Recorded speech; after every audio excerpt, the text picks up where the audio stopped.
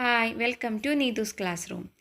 ഈ വീഡിയോയിൽ നമ്മൾ ഡിസ്കസ് ചെയ്യാൻ പോകുന്നത് SCERT ക്ലാസ് 5 ബേസിക് സയൻസിലെ 6ാമത്തെ ചാപ്റ്റർ ആയിട്ടുള്ള സോഴ്സസ് ഓഫ് എനർജി അഥവാ ഊർജ്ജസ്രോതസ്സുകളാണ്. ഇതുവരെ അപ്ലോഡ് ചെയ്ത ചാപ്റ്ററുകളെല്ലാം നിങ്ങൾ കണ്ടിട്ടുണ്ടെന്ന് വിചാരിക്കുന്നു. കൂടുതൽ വീഡിയോസ് കറക്റ്റായിട്ട് നിങ്ങൾക്ക് ലഭിക്കുന്നതിനായിട്ട് സബ്സ്ക്രൈബ് ചെയ്തിട്ട് കാണാൻ വേണ്ടി റിക്വസ്റ്റ് ചെയ്യുന്നു. ഓക്കെ, സോ നമുക്ക് ചാപ്റ്ററിലേക്ക് കിടക്കാം. As usual, this chapter also starts with the picture. അല്ലേ, ഇതിലും എന്തുണ്ട്, സ്റ്റാർട്ടിങ്ങിൽ ഒരു പിക്ചർ കൊടുത്തിട്ടുണ്ട്. എന്താണ് ഇതിലെ പിക്ചർ? ഒരു സ്കൂളാണ് അല്ലേ. സ്കൂളിൽ എന്ത് ചെയ്യുക കുട്ടികൾ പലതരത്തിലുള്ള ഗെയിംസ് കളിക്കുകയാണ് അല്ലേ. ബാഡ്മിൻ്റൺ, ക്രിക്കറ്റ്, ഫുട്ബോൾ എല്ലാം ഉണ്ട്. ആൻഡ് അവരുടെ ഫിസിക്കൽ ഇൻസ്ട്രക്ടർ സാറും അവരുടെ കൂടെ ഉണ്ട്. അപ്പോൾ എന്താണ് അതുമായി ബന്ധപ്പെട്ട് കൊടുത്തിരിക്കുന്ന ക്വസ്റ്റ്യൻസ് എന്ന് നോക്കാം. Don't you also play such games? നിങ്ങൾ ഇതുപോലത്തെ കളികളൊക്കെ കളിക്കാറില്ലേ? Don't you feel tired when continuously involve in games? ഇതുപോലെ പലതരത്തിലുള്ള കളികൾ കളിച്ചുകൊണ്ടിരിക്കുമ്പോൾ നിങ്ങൾക്ക് ക്ഷീണം തോന്നാറില്ലേ കുറച്ച് സമയം കഴിയുമ്പോൾ? What could be the reason for feeling tired? അങ്ങനെ ക്ഷീണം തോന്നാനുള്ള കാരണം എന്തായിരിക്കും? നിങ്ങളിപ്പോൾ ക്ലാസ്സിൽ വെറുതെ ഇരിക്കുകയാണെങ്കിലോ അല്ലെങ്കിൽ നിങ്ങൾ ഒരു ഹാഫ് ആൻ അവർ ക്ലാസ് കേട്ട് കഴിയുമ്പോഴുള്ള ക്ഷീണമാണോ, ഹാഫ് ആൻ അവർ കളിച്ച് കഴിയുമ്പോൾ, ക്രിക്കറ്റ് കളിക്കുമ്പോൾ അല്ലെങ്കിൽ ഫുട്ബോൾ കളിക്കുമ്പോഴാണ് നിങ്ങൾക്ക് കൂടുതൽ ക്ഷീണം അനുഭവപ്പെടുക? എന്തെങ്കിലും ആക്ടിവിറ്റീസ് ചെയ്യുമ്പോഴാണ് നമുക്ക് കൂടുതൽ ക്ഷീണം അനുഭവപ്പെടുക അല്ലേ, കമ്പയറിങ് ടു വെറുതെ ഇരിക്കുമ്പോൾ. അപ്പോൾ when we play our body is doing various works. അപ്പോൾ നമ്മൾ കളിച്ചുകൊണ്ടിരിക്കുന്ന സമയത്ത് നമ്മുടെ ബോഡി ചെയ്തുകൊണ്ടിരിക്കുക, പലതരത്തിലുള്ള വർക്ക്, ജോലി ചെയ്തുകൊണ്ടിരിക്കുകയാണ്. അതുകൊണ്ടാണ് കുറച്ച് കഴിയുമ്പോൾ നമുക്ക് എന്ത് തോന്നുന്നത്, ക്ഷീണം തോന്നുന്നത്.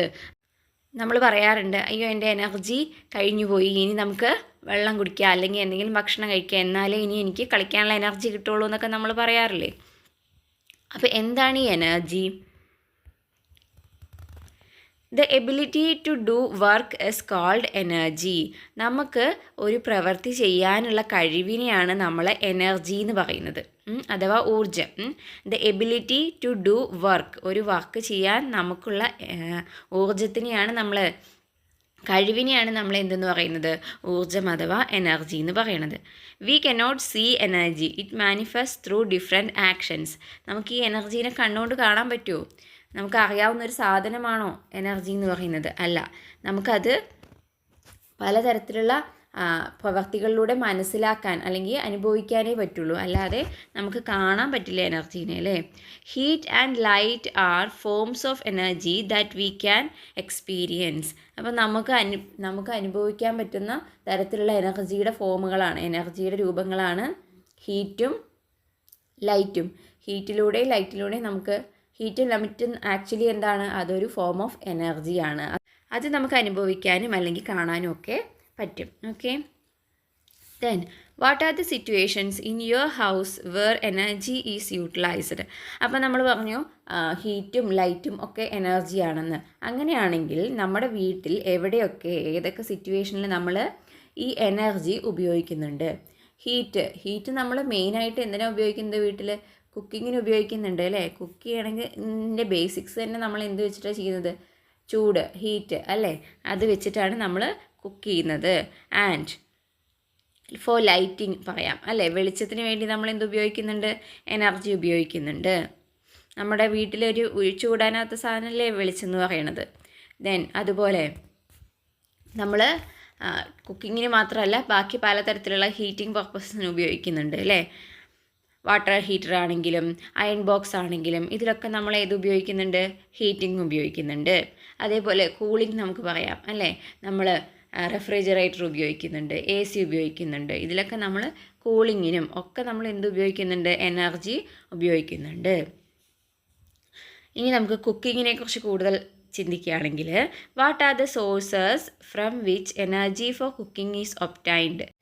അപ്പോൾ നമുക്ക് ബേസിക്കലി കുക്ക് ചെയ്യണമെന്നുണ്ടെങ്കിൽ ചൂട് വേണമെന്നുണ്ടെങ്കിൽ അതിന് എന്ത് വേണം? അതിനൊരു എനർജി വേണം. എവിടെ നിന്നാണ് ഈ എനർജി കിട്ടുന്നത്? അപ്പം നമ്മൾ അതിനു വേണ്ടി ആലോചിച്ചാൽ നമ്മൾ എവിടെയാണ്, എന്തൊക്കെ സാധനങ്ങളാണ് കുക്ക് ചെയ്യാൻ ഉപയോഗിക്കുന്നത്? പലതരത്തിലുള്ള അടുപ്പുകളാണ് നമ്മൾ ഉപയോഗിക്കുക അല്ലേ. എന്തൊക്കെയാണ്? ഫസ്റ്റ് പിക്ചർ നോക്കൂ, ഓപ്പൺ ഹെർത്ത്, അതായത് നമ്മുടെ സാധാരണ വിറകടുപ്പ്. ആൻഡ് താഴെയുള്ള പിക്ചറുകളോ, ഒന്ന് kerosene stove, last one gas stove. ആദ്യത്തെ എന്താണ്, മണ്ണെണ്ണ ഉപയോഗിച്ചിട്ടുള്ള സ്റ്റൗ ആണ്.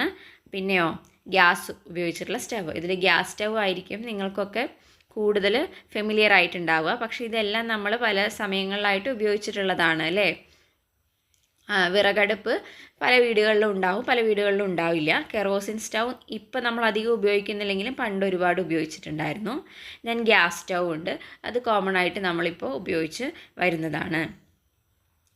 What type of stoves are used in your home, which type do you have in your home. അപ്പോൾ നിങ്ങളുടെ വീട്ടിൽ ഏത് തരത്തിലുള്ള സ്റ്റൗ ആണ് ഉപയോഗിക്കുന്നതെന്നാണ് ചോദിക്കുന്നത്. Okay, then we use stoves for cooking food. Food items are cooked when they receive energy from heat. How is heat generated in the stoves shown in the picture? അപ്പോൾ ഈ food കുക്കാവുന്നത്, ആഹാരം പാകമാവുന്നത് എന്ത് വെച്ചിട്ടാണ്? ഈ ഹീറ്റിൽ നിന്നുള്ള energy സ്വീകരിച്ചിട്ടാണ് ഭക്ഷണം കുക്കായിട്ട് വരുന്നത്. അപ്പോൾ ഈ ഹീറ്റ് എവിടെ നിന്നാണ് നമുക്ക് ഹീറ്റ് കിട്ടുന്നത്? എല്ലാ സ്റ്റൗവിലും ഹീറ്റ് ഉണ്ട് അല്ലേ, പക്ഷേ ഈ ഹീറ്റ് പ്രൊഡ്യൂസ് ചെയ്യാൻ അതിൽ നമ്മളൊരു സാധനം കൊടുക്കുന്നുണ്ടല്ലോ. അത് ഓരോ സ്റ്റൗവിലും ഓരോ തരമായിരിക്കും. അതായത് ഇപ്പോൾ വിറകടുപ്പിലാണെങ്കിൽ നമ്മൾ വിറക് വെച്ച് കത്തിച്ചാലാണ് അവിടെ ചൂടുണ്ടാവുള്ളൂ. കെറോസിൻ സ്റ്റൗവിലാണെങ്കിൽ നമ്മൾ കെറോസിൻ കൊടുക്കണം അല്ലേ. ഗ്യാസ് സ്റ്റൗവിലാണെങ്കിൽ ഗ്യാസ് സിലിണ്ടർ വെച്ച് അതിൻ്റെ കണക്ഷൻ കൊടുത്തിട്ട് ആ ഗ്യാസ് കത്തുമ്പോഴാണ് എന്തുണ്ടാവുന്നത്? ചൂടുണ്ടാവുന്നത് അല്ലേ. അപ്പോൾ how is heat generated in the stove shown in picture. ഓരോ പിക്ചറിലും എങ്ങനെയാണ് ചൂടുണ്ടാവണമെന്നാണ് ചോദിക്കുന്നത്. Which material burns in each type of stove. അപ്പോൾ ഓരോ സ്റ്റൗവിലും ഏത് മെറ്റീരിയലാണ് കത്തുന്നത്? ഒന്നാമത്തേതിൽ ഏതാ കത്തുന്നത്? വിറകാണ് കത്തുന്നത്. രണ്ടാമത്തേലോ കെറോസിൻ മണ്ണെണ്ണയാണ്. മൂന്നാമത്തേലോ ഗ്യാസ് ആണ്, LPG ആണ്.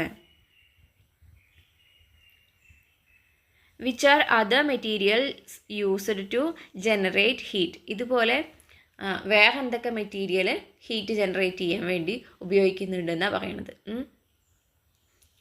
നമ്മൾ അടുപ്പുകളിൽ ഉപയോഗിക്കുന്നില്ലെങ്കിലും പെട്രോളും ഡീസലും അതൊക്കെ എന്ത് ആവുന്നുണ്ട്? കത്തുന്ന സാധനങ്ങളാണ് അല്ലേ. ഹീറ്റ് ജനറേറ്റ് ചെയ്യാൻ വേണ്ടിയിട്ട് ഉപയോഗിക്കുന്ന സാധനങ്ങളാണ്. സോ അപ്പോൾ ഈ തരം സാധനങ്ങളെ നമ്മൾ പറയുന്ന കെറോസിനാണെങ്കിലും ഗ്യാസ് ആണെങ്കിലും വിറകാണെങ്കിലും ഇതിനൊക്കെ നമ്മൾ പറയുന്ന പേരാണ് ഫ്യൂവൽസ്. അതായത് ഫ്യൂവൽസ് എന്ന് പറഞ്ഞാൽ എന്താ?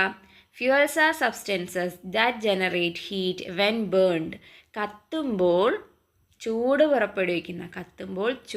പുറത്തുവിടുന്ന സാധനങ്ങളെ പറയുന്ന പേരാണ് ഫ്യൂവൽസ് അഥവാ ഇന്ധനങ്ങൾ. കത്തുമ്പോൾ ചൂട് പുറത്തുവിടുന്ന സാധനങ്ങളെ പറയുന്ന പേരാണ് ഫ്യൂവൽസ് അഥവാ ഇന്ധനങ്ങൾ. Many materials such as wood, kerosene, LPG, petrol, diesel, coal are fuels. അപ്പോൾ ഫ്യൂവലിന് ഒരുപാട് എക്സാമ്പിൾ ഉണ്ട്. എന്തൊക്കെയാണ്? വുഡ്, വിറകുണ്ട്, പിന്നെ കെറോസിൻ മണ്ണെണ്ണയുണ്ട്, LPG സാധാരണ നമ്മൾ ഗ്യാസ് സ്റ്റൗവിലൊക്കെ സിലിണ്ടറിൽ വരുന്ന ഗ്യാസ് ഇല്ലേ, അതാണ് LPG. പെട്രോളുണ്ട്, ഡീസലുണ്ട്, കോൾ എന്താണ്? കൽക്കരി. ഇതൊക്കെ ഫ്യൂവൽസ് ആണ്, ഇന്ധനങ്ങളാണ്.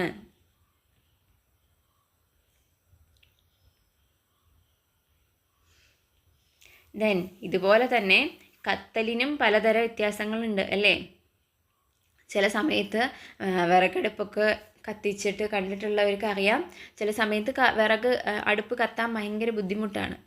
അല്ലെങ്കിൽ അപ്പോൾ ആ സമയത്ത് നമ്മുടെ അമ്മയോ അല്ലെങ്കിൽ വീട്ടിലുള്ള ആൾക്കാരൊക്കെ അതിൽ പോയിട്ട് ഈ പിക്ചറിൽ കാണുന്ന പോലെ ഒരു കുഴൽ വെച്ചിട്ട് ഊതുന്നത് കണ്ടിട്ടുണ്ടോ? Does the firewood always burn well in the hearth. നമ്മൾ വിറക് വയ്ക്കുമ്പോൾ എപ്പോഴും അടുപ്പിൽ നന്നായിട്ട് കത്തുമോ? ഇല്ല. What is to be done to make the firewood burn well. അപ്പോൾ വിറക് നന്നായി കത്താൻ വേണ്ടി നമുക്ക് എന്ത് ചെയ്യാൻ പറ്റും? Blowing air using a pipe. എന്താണ് അയാൾ ചെയ്യുന്നത്? ഒരു പൈപ്പ് വെച്ചിട്ട് ഊതുകയാണ് ചെയ്യണത് അല്ലേ. അപ്പോൾ ഊതുമ്പോൾ എന്താ സംഭവിക്കുന്നത്? ഊതുമ്പോൾ ആ എയർ അടുപ്പിലേക്ക് ചെല്ലുന്നു അല്ലേ. അപ്പോൾ എയർ നന്നായിട്ട് ചെല്ലുമ്പോൾ അത് കത്തുന്നുണ്ട്. അപ്പോൾ എയറിന് അവിടെ എന്തോ ഒരു പ്രാധാന്യമുണ്ട്. അതുപോലെ തന്നെ വിറക് നന്നായിട്ട് കത്താതിരിക്കുമ്പോൾ വേറെ എന്തൊക്കെയാണ് ചെയ്യുക? നമുക്ക് ഈസിലി ബേണബിൾ ആയിട്ടുള്ള വേറെ ഏതെങ്കിലും ലൈക്ക് പേപ്പറോ ഹസ്കോ അങ്ങനെ ചകിരിയോ പേപ്പറോ അങ്ങനെയുള്ള എന്തെങ്കിലും സാധനങ്ങളൊക്കെ നമ്മൾ കത്തിച്ച് വെക്കാറുണ്ട് നന്നായിട്ട് കത്താൻ വേണ്ടിയിട്ട് അല്ലേ. കാരണം അതെന്താ, അത് കമ്പാരിറ്റീവ്ലി പെട്ടെന്ന് തീ പിടിക്കുന്ന സാധനങ്ങളാണ്. അല്ലെങ്കിൽ ചിലപ്പോൾ നമ്മൾ കെറോസിൻ പോലെയുള്ള ഫ്യൂവൽസ് എന്തെങ്കിലും വേറെ എന്തെങ്കിലും ഫ്യൂവൽസ് ഒഴിച്ചു കൊടുക്കാറുണ്ട്. അപ്പോഴൊക്കെ എന്ത് ചെയ്യും, നന്നായിട്ട് അടുപ്പ് കത്തും, അല്ലെങ്കിൽ വിറക് ഫയർവുഡ് നന്നായിട്ട് കത്തും അല്ലേ. അപ്പോൾ then what is next? What is the purpose of blowing air using a pipe? അപ്പോൾ നമ്മൾ ആദ്യം പറഞ്ഞ പോയിന്റ്, അതായത് നമ്മൾക്ക് വിറക് നന്നായിട്ട് കത്തുന്നില്ലെങ്കിൽ നമ്മൾ ഊതുന്ന സമയത്ത് നന്നായിട്ട് കത്തുന്നു. So is air necessary for burning? അപ്പോൾ അവിടെ നിന്നാണ് ഒരു ക്വസ്റ്റ്യൻ വരുന്നത്, എയർ കത്താൻ വേണ്ടിയിട്ട് വായു അത്യാവശ്യമാണോ, എയർ അത്യാവശ്യമാണോ? അത് മനസ്സിലാക്കാൻ വളരെ ഈസി ആയിട്ടുള്ള ഒരു എക്സ്പെരിമെൻറ്റ് ചെയ്യാൻ പറ്റും. വെരി ഇൻട്രസ്റ്റിംഗ്, നിങ്ങൾക്ക് എല്ലാവർക്കും ചെയ്തു നോക്കാവുന്നതാണ്. എന്ത് ചെയ്താൽ മതി, ഒരു ക്യാൻഡിൽ കത്തിച്ച് വയ്ക്കുക, ഒരു ചെറിയ ക്യാൻഡിൽ കത്തിച്ച് വയ്ക്കുക. ആൻഡ് ഇതുപോലെ പിക്ചറിൽ കാണുന്നത് പോലെ ഒരു ഗ്ലാസ് എടുത്തിട്ട് അതിനെ ഒന്ന് കമത്തി മൂടി വയ്ക്കുക, ക്യാൻഡിൽ കെടാതെ അതൊന്ന് മൂടി വയ്ക്കുക. ഞാൻ കുറച്ച് നേരം ഒബ്സർവ് ചെയ്യുക, എന്താണ് സംഭവിക്കുക എന്നറിയോ? കുറച്ച് നേരം അത് കത്തും, അതിനുശേഷം ക്യാൻഡിൽ എന്ത് ചെയ്യും, ക്യാൻഡിൽ കെട്ടുപോകും. അതെന്തുകൊണ്ടാണ്? അതായത് കത്താൻ എന്താവശ്യമാണ്, എയർ അത്യാവശ്യമാണ്. അപ്പോൾ നമ്മൾ ഈ ഗ്ലാസ് കൊണ്ട് മൂടി വയ്ക്കുമ്പം കുറച്ച് സെക്കൻഡ്സ് അത് കത്തും, കാരണം ആ ഗ്യാസിൻ്റെ ഉള്ളിൽ ഓൾറെഡി കുറച്ച് എയർ ഉണ്ടാവും. ആൻഡ് അത് തീർന്നു കഴിയുമ്പം എന്ത് സംഭവിക്കും, മെഴുകുതിരി കെട്ടുപോവും, കാരണം അതിൽ എയർ ഇല്ല, എയർ തീർന്നു പോയി. അപ്പോൾ മെഴുകുതിരി കെട്ടുപോവും. ഓക്കെ, സോ അതിൽ നിന്ന് നമുക്ക് എന്ത് മനസ്സിലാക്കാം, കത്തുന്നതിന് എയർ അത്യാവശ്യമാണ്. എയർ ഇല്ലാത്തൊരു കണ്ടീഷനിൽ എന്ത് ചെയ്യാൻ പറ്റില്ല, കത്താൻ പറ്റില്ല, തീക്ക് കത്തിക്കൊണ്ടിരിക്കാൻ പറ്റില്ല. ദെൻ അതിൽ കൊടുത്തിരിക്കുന്ന എക്സ്പെരിമെൻ്റ് ഒന്ന് വായിച്ചു നോക്കൂ.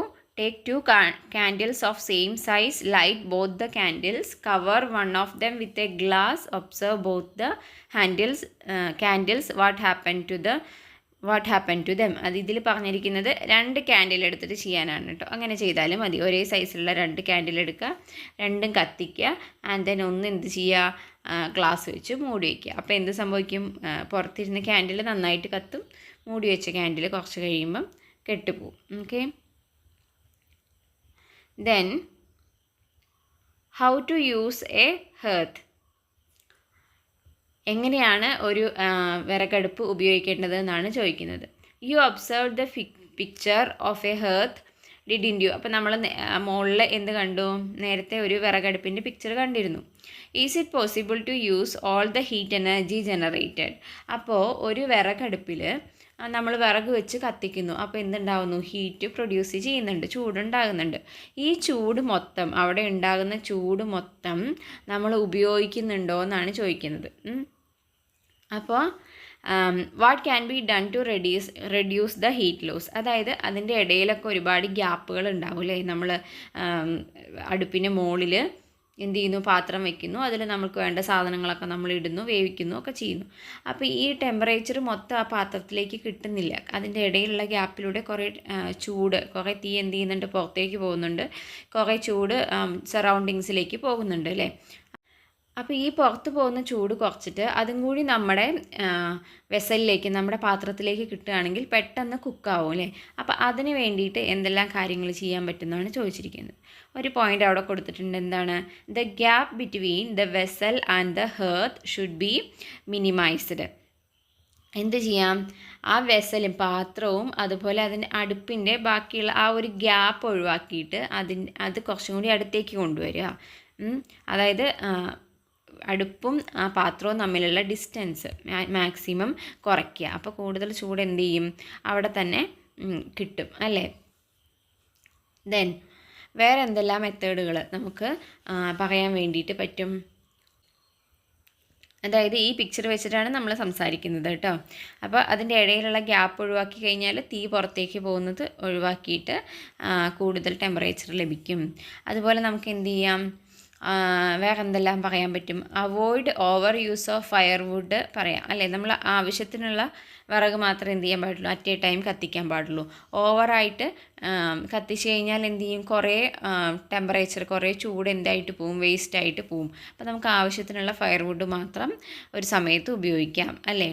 Then use vessels that cover the mouth of the hearth. നമുക്ക് എന്ത് ഉപയോഗിക്കാം, പാത്രങ്ങൾ തിരഞ്ഞെടുക്കുമ്പം മറ്റേ അടുപ്പിൻ്റെ വായ മൊത്തത്തിൽ കവർ ചെയ്യുന്ന തരത്തിലുള്ള വെസലുകൾ എടുക്കാം.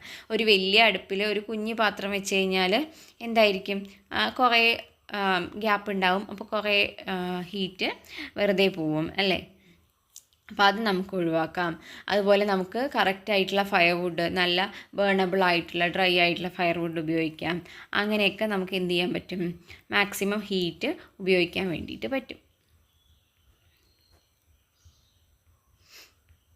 Then other uses of fuels. Diesel is generally used as a fuel in heavy vehicles like buses, trucks and excavators. However, petrol, diesel and gas are used in light vehicles like cars and auto rickshaws. അപ്പം നമ്മളിപ്പം cook ചെയ്യുന്നതിനെ കുറിച്ച് പറഞ്ഞു, heat produce ചെയ്യുന്നതിനെ കുറിച്ച് പറഞ്ഞു, അതിനൊക്കെ നമ്മൾ പലതരത്തിലുള്ള ഫ്യൂലുകൾ ഉപയോഗിക്കുന്നതിനെ കുറിച്ച് പറഞ്ഞു. ഇനി ഈ കുക്കിംഗ് മാത്രമല്ല, പലതരത്തിലുള്ള ആവശ്യങ്ങൾക്കും എന്ത് ഉപയോഗിക്കുന്നുണ്ട്, ഫ്യൂലുകൾ ഉപയോഗിക്കുന്നുണ്ട്. എന്തൊക്കെയാണ്? മെയിനായിട്ടുള്ള ഒരു സംഭവമാണ് വെഹിക്കിൾസിൽ ഉപയോഗിക്കുന്ന ഫ്യൂലുകൾ അല്ലേ. അപ്പോൾ ഹെവി വെഹിക്കിൾസിൽ ലൈക്ക് ബസ്, ട്രക്ക്, എക്സ്കവേറ്റർ, അതിലൊക്കെ ഏത് ഫ്യൂലാണ് ഉപയോഗിക്കുന്നത്? ഡീസലാണ്. പൊതുവെ ഇത്തരത്തിലുള്ള വലിയ വാഹനങ്ങളിൽ ഫ്യൂലായിട്ട് ഉപയോഗിക്കുന്നത് ഡീസലാണ്. അതേസമയം നമ്മുടെ സാധാരണ കാറ്, ഓട്ടോറിക്ഷ, ഇതിലൊക്കെ സാധാരണ ഏതൊക്കെ ഉപയോഗിക്കാറുണ്ട്? പെട്രോളോ ഡീസലോ ഉപയോഗിക്കാറുണ്ട്. അതുപോലെ ഗ്യാസ് ഉപയോഗിച്ചിട്ടുള്ള വണ്ടികളും ഉണ്ട്. Then factories utilize coal, gas, naphtha.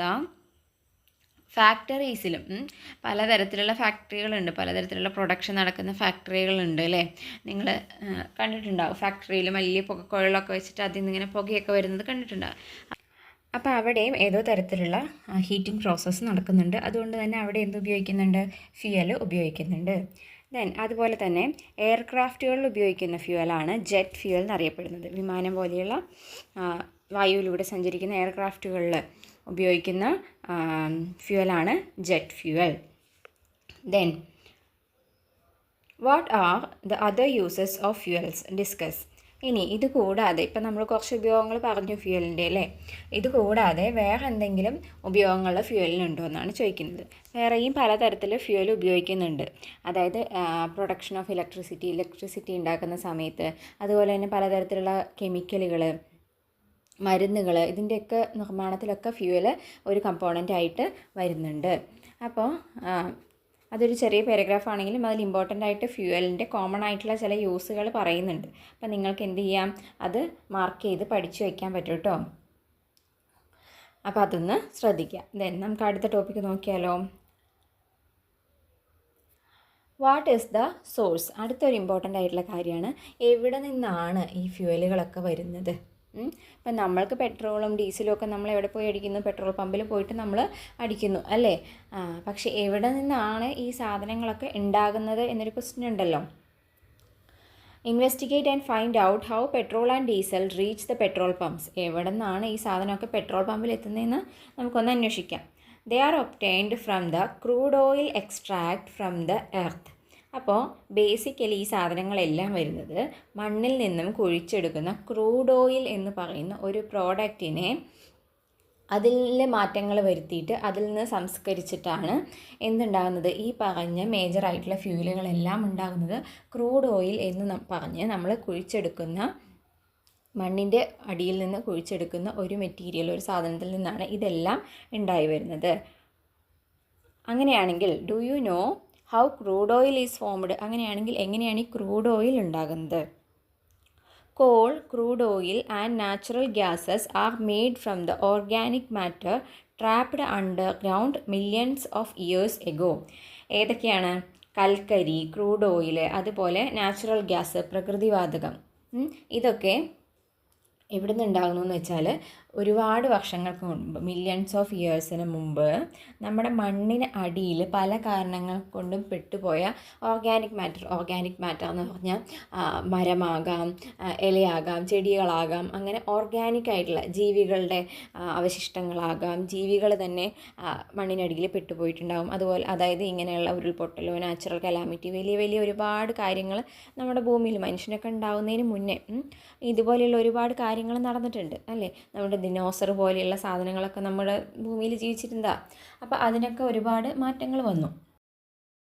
അങ്ങനെ അത്തരത്തിൽ മണ്ണിനടിയിൽ പണ്ട് കാലത്ത് മില്യൺസ് ഓഫ് ഇയേഴ്സ് എഗോ പെട്ടുപോയ ഓർഗാനിക് മാറ്ററിൽ പലതരത്തിലുള്ള വ്യത്യാസങ്ങൾ, പലതരത്തിലുള്ള കെമിക്കൽ ചേഞ്ചസ് സംഭവിച്ചതിന് ശേഷമാണ് ഇതുപോലെ ക്രൂഡ് ഓയിലും കൽക്കരിയും പ്രകൃതിവാതകവും ഒക്കെ ആയിട്ട് മാറിയിട്ട് അത് ഭൂമിക്കടിയിൽ തന്നെ കിടക്കുകയാണ്. അപ്പോൾ അവിടെ നിന്നാണ്, ഈ ഭൂമിക്കടിയിൽ നിന്ന്, അത് ചിലപ്പോൾ കടലിൻ്റെ അടിയിലാകാം, അല്ലെങ്കിൽ കരയുടെ അടിയിലാകാം, അങ്ങനെയൊക്കെയുള്ള സ്ഥലത്ത് ആയിരിക്കും അത് പെട്ട് കിടന്നിട്ടുണ്ടാവുക. അപ്പോൾ അത്തരത്തിലുള്ള സ്ഥലങ്ങൾ കണ്ടെത്തി അവിടെ നിന്ന് ഒരുപാട് അടിയിൽ നിന്ന് കുഴിച്ചെടുക്കുന്നതാണ് ഈ ക്രൂഡ് ഓയിലും കോളും നാച്ചുറൽ ഗ്യാസും ഒക്കെ. ഈ ക്രൂഡ് ഓയിലൊക്കെ അതിനെ സംസ്കരിച്ചിട്ട് അതിൽ പലതരത്തിലുള്ള നമ്മൾ കെമിക്കലായിട്ടും അല്ലാതെയുള്ള പ്രക്രിയകൾ നടത്തി അതിൽ നിന്ന് വേർതിരിച്ചെടുക്കുന്നതാണ് നമ്മൾ ഉപയോഗിക്കുന്ന പെട്രോള്, ഡീസല്, കെറോസിൻ, LPG ഇതെല്ലാം തന്നെ. അടുത്ത സെൻറ്റൻസ് നോക്കൂ. Fuels used in daily life such as petrol, diesel, kerosene and LPG used for cooking are all refined products obtained from crude oil. അപ്പോൾ നമ്മൾ സാധാരണ ലൈഫിൽ ഉപയോഗിക്കുന്ന പെട്രോള്, ഡീസല്, മണ്ണെണ്ണ, അതുപോലെ LPG ഗ്യാസ്, നമ്മുടെ കുക്കിങ്ങിന് ഉപയോഗിക്കുന്ന ഗ്യാസ്, ഇതൊക്കെ ഈ ക്രൂഡ് ഓയിലിൽ നിന്ന് വേർതിരിച്ചെടുക്കുന്ന സാധനങ്ങളാണ്. അതേപോലെ തന്നെ മണ്ണിനടിയിൽ നിന്നും കുഴിച്ചെടുക്കുന്ന മറ്റൊരു സാധനമാണ് എന്ത് പറഞ്ഞത്, കൽക്കരി, കോള് അല്ലേ. ഈ കോൾ എന്തിനു വേണ്ടിയിട്ടാണ് ഉപയോഗിക്കുന്നത്?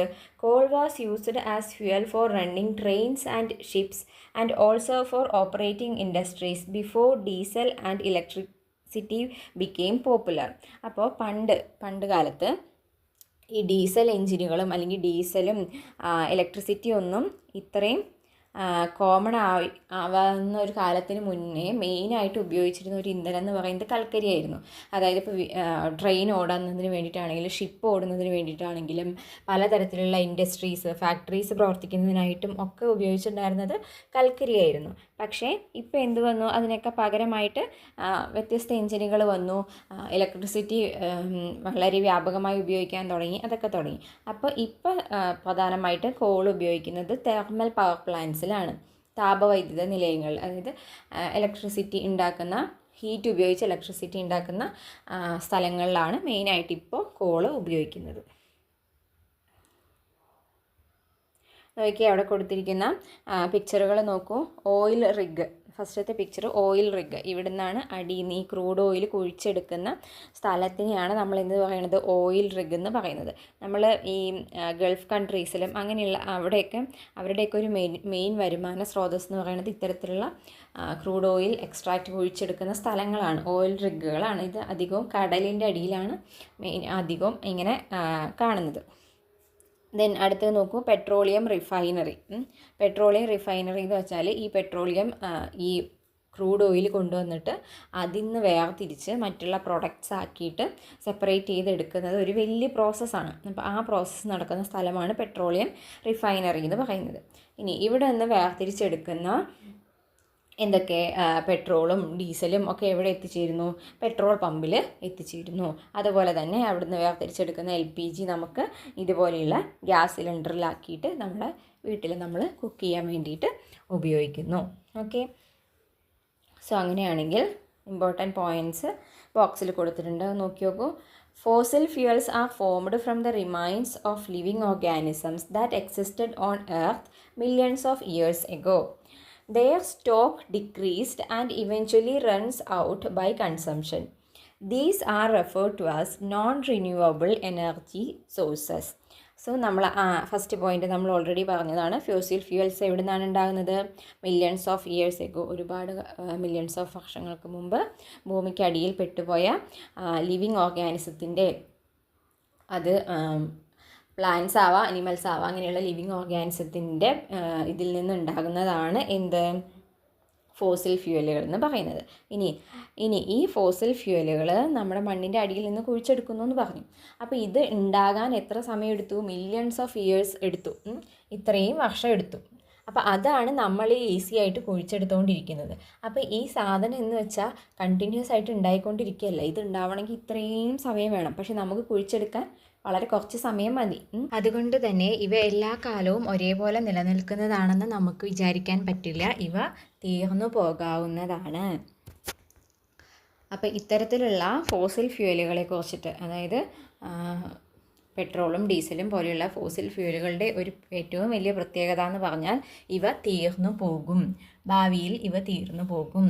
അതുകൊണ്ട് തന്നെ ഇവയെ നോൺ റിന്യൂവബിൾ എനർജി സോഴ്സസ് എന്നാണ് പറയുക. നോൺ റിന്യൂവബിൾ എനർജി സോഴ്സസ്, ആ വേർഡ് നോക്കി വയ്ക്കണം. നോൺ റിന്യൂവബിൾ എനർജി സോഴ്സാണ് ഫോസിൽ ഫ്യൂവലുകളായിട്ടുള്ള പെട്രോള്, ഡീസല്, നാച്ചുറൽ ഗ്യാസ് എന്നൊക്കെ പറയുന്നത്.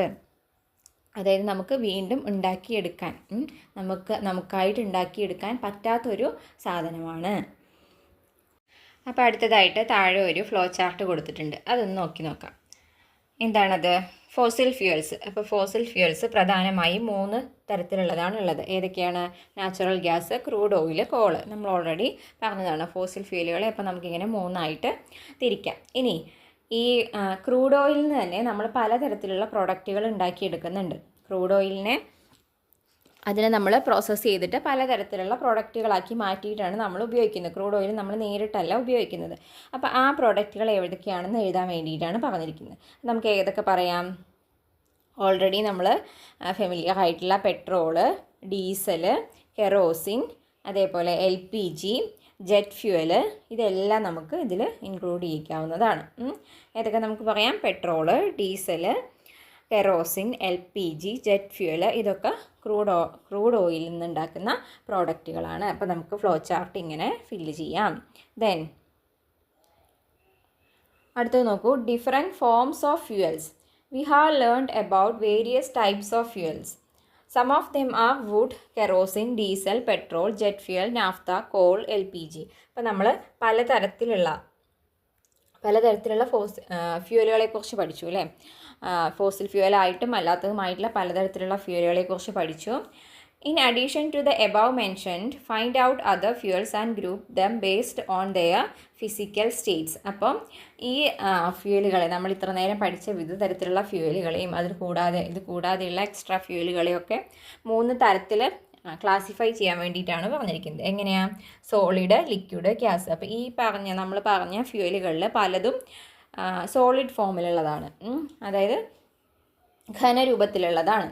ഇനി ചിലതോ ലിക്വിഡായിട്ട് വെള്ളം പോലെയുള്ളതാണ്. പിന്നെ ചിലത് ഗ്യാസ് ഫോമിലാണ്, വായു രൂപത്തിലുള്ളതാണ് ചില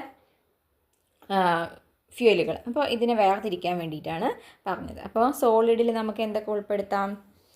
വുഡ് പറയാം. നമ്മൾ ആദ്യം ഡിസ്കസ് ചെയ്ത് തുടങ്ങിയത് വുഡിനെ കുറിച്ചാണ് അല്ലേ? വുഡ് പറയാം, കോള്, ചാർക്കോള്, പീറ്റ്, ഇതൊക്കെ എന്തിൽ വരുന്നതാണ്? സോളിഡ് ടൈപ്പ് ഓഫ് ഫ്യൂവൽസ് ആണ്. ദെൻ ലിക്വിഡ് പറയുകയാണെങ്കിലോ petrol, diesel, kerosene, cooking oil, ethanol, ഇതൊക്കെ നമുക്ക് എന്തിൽ പറയാം? ലിക്വിഡിൽ പറയാം. ദെൻ ഗ്യാസ് ഫോമിലുള്ളതാണെങ്കിലോ നാച്ചുറൽ ഗ്യാസ് പറയാം, LPG പറയാം, CNG പറയാം, ബയോഗ്യാസ് പറയാം. ഇതൊക്കെ ഏത് രൂപത്തിലുള്ളതാണ്? ഗ്യാഷ്യസ് രൂപത്തിലുള്ള ഫ്യൂവലുകൾ ആണ്. അപ്പോൾ ഇത്രയാണ് നമ്മൾ ഈ വീഡിയോയിൽ ഈ ചാപ്റ്ററിനെ കുറിച്ച് ഡിസ്കസ് ചെയ്യുന്നത്. ഇനി ഇതിൻ്റെ ബാക്കിയുള്ള ഭാഗങ്ങളും ലേറ്റസ്റ്റ് അസസ് ക്വസ്റ്റ്യൻസും ഒക്കെ നമുക്ക് പാർട്ട് 2 വീഡിയോയിൽ ഡിസ്കസ് ചെയ്യാം. അപ്പോൾ നിങ്ങൾക്ക് വീഡിയോസൊക്കെ പെട്ടെന്ന് ലഭിക്കുന്നതിന് വേണ്ടിയിട്ട് നമ്മുടെ ചാനലൊന്ന് സബ്സ്ക്രൈബ് ചെയ്ത് വേണ്ടിയിട്ട് റിക്വസ്റ്റ് ചെയ്യുന്നു. അതുപോലെ തന്നെ ക്ലാസ് നിങ്ങൾക്ക് ഇഷ്ടപ്പെടുകയാണെന്നുണ്ടെങ്കിൽ നിങ്ങളുടെ ഫ്രണ്ട്സിനും കൂടി ഷെയർ ചെയ്ത് കൊടുക്കുക. അതേപോലെ തന്നെ നിങ്ങളുടെ അഭിപ്രായങ്ങളും നിർദ്ദേശങ്ങളും ഒക്കെ കമൻറ്റിൽ ഇടാവുന്നതാണ്. Okay, so thank you for watching.